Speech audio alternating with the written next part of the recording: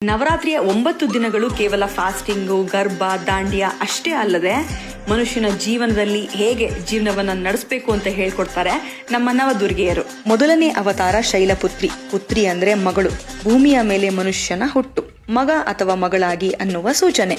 ನಂತರ ಬ್ರಹ್ಮಚಾರಿಣಿಯ ರೂಪ, ಕಲಿಕೆಯ ಸಮಯ, ಮನುಷ್ಯನ ಸ್ಟೂಡೆಂಟ್ ಲೈಫ್ ನ ಫೇಸ್. ಮೂರನೇ ಅವತಾರ ಚಂದ್ರಗಂಟ, ಶಿವನನ್ನ ಮದ್ವೆ ಆಗ್ತಾಳೆ. ನಮ್ಮ ಮನುಷ್ಯರ ಲೈಫ್ ನಲ್ಲಿ ಸಿಂಗಲ್ ಲೈಫ್ ಇಂದ ಮ್ಯಾರಿಡ್ ಅನ್ನೋ ಸ್ಟೇಟಸ್ಗೆ ಬರುವ ಸಮಯ. ಮದ್ವೆ ಆದ್ಮೇಲೆ ಒಂದ್ ಹೆಣ್ಣಿಗೆ ಇಂಪಾರ್ಟೆಂಟ್ ಸ್ಟೇಜು ಪ್ರೆಗ್ನೆನ್ಸಿ. ಹೆಣ್ಣಿಗೆ ಗರ್ಭವತಿಯಾದ ಸ್ಟೇಜ್ ಆದ್ರೆ ಗಂಡಸಿಗೆ ಅಪ್ಪ ಅಂತ ಕರೆಸಿಕೊಳ್ಳುವ ಪ್ರೀ ಸ್ಟೇಜ್. ಮನುಷ್ಯನ ಈ ಫೇಸ್ ನ ರೆಪ್ರೆಸೆಂಟ್ ಮಾಡೋ 4ನೇ ಅವತಾರದಲ್ಲಿ ಜಗತ್ತನ್ನೇ ಸೃಷ್ಟಿ ಮಾಡಿದ ಕೂಷ್ಮಾಂಡ ದೇವಿ. ಪ್ರೆಗ್ನೆನ್ಸಿ ಆದ್ಮೇಲೆ ಮಗುವಿನ ಜನನ, ಅಪ್ಪ ಅಮ್ಮನಾಗಿ ಮನುಷ್ಯನ ಹೊಸ ಜೀವನದ ಆರಂಭ. ಸ್ಕಂದನ ತಾಯಿಯಾಗಿ ಸ್ಕಂದಮಾತಾ ದೇವಿಯ 5ನೇ ಅವತಾರ. ಸಂಸಾರದ ಜಂಜಾಟ, ಮಕ್ಕಳ ಎಜುಕೇಶನ್, ರೆಸ್ಪಾನ್ಸಿಬಿಲಿಟಿ, ಸೋಷಿಯಲ್ ನಾರ್ಮ್ಸ್ ಗಳ ಕಟ್ಟುಪಾಡು ಅನ್ನುವ ಮಹಿಷಾಸುರನೆಂಬ ಇಂಟರ್ನಲ್ ನೆಗೆಟಿವಿಟಿಯನ್ನ ಫೇಸ್ ಮಾಡುವ ಸಮಯ. ದುರ್ಗೆಯ 6ನೇ ಅವತಾರ ಕಾತ್ಯಾಯಿನಿ, ಮಹಿಷಾಸುರನನ್ನ ಫೇಸ್ ಮಾಡಿದ ಹಾಗೆ. ನಮ್ ನೆಗೆಟಿವಿಟಿ, ಅಸೂಹೆ, ದ್ವೇಷವನ್ನ ಕೊಂದು ಪಾಸಿಟಿವಿಟಿ ಕಡೆ ಹೋಗೋದಕ್ಕೆ ಸೂಚಿಸೋ ಕತ್ತಲೆಯಲ್ಲಿ ರಕ್ತ ಬೀಜಾಸುರನನ್ನ ಕೊಂದು ಬೆಳಕು ಚೆಲ್ಲಿದ 7ನೇ ಅವತಾರ ಕಾಳರಾತ್ರಿ.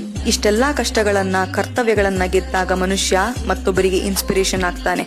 ಕತ್ತಲಿನಿಂದ ಬೆಳಕಿನೆಡೆಗೆ ಕರೆದೊಯ್ಯುವ ದಾರಿದೀಪವಾಗ್ತಾನೆ. ಕಠಿಣ ತಪಸ್ಸು ಮಾಡಿದ ಪಾರ್ವತಿ ಮೈಬಣ್ಣ ಕಪ್ಪಾದಾಗ ಗಂಗಾ ನದಿಯಲ್ಲಿ ಎದ್ದು ಬಿಳಿ ರೂಪ ಪಡೆದು 8ನೇ ಅವತಾರದಲ್ಲಿ ಮಹಾಗೌರಿಯಾಗಿ ಇನ್ಸ್ಪಿರೇಷನ್ ಆದ ಹಾಗೆ. ಕೊನೆಯ ಅವತಾರದಲ್ಲಿ ಸಿದ್ಧಿದಾತ್ರಿ, ಎಲ್ಲವನ್ನು ಗೆದ್ದ ಸಾಧಕಿ. ಹುಟ್ಟಿನಿಂದ ಕೊನೆಯವರೆಗೂ ಮನುಷ್ಯ ಪ್ರತಿದಿನ ಒಳ್ಳೇದನ್ನೇ ಮಾಡ್ತಾ, ಕೆಟ್ಟದನ್ನ ಸಂಹಾರ ಮಾಡ್ತಾ, ಮತ್ತೊಬ್ಬರಿಗೆ ಇನ್ಸ್ಪಿರೇಷನ್ ಆಗ್ತಾ ಬದುಕಿದ್ರೆ ಭೂಮಿ ಮೇಲೆ ನಮ್ಮ ಕರ್ಮಗಳನ್ನ ಸಂಪೂರ್ಣವಾಗಿ ಮುಗಿಸಿದ ನೆಮ್ಮದಿ. A final destination or a journey ends as a good human ಅನ್ನುವ ಗೆಲುವು.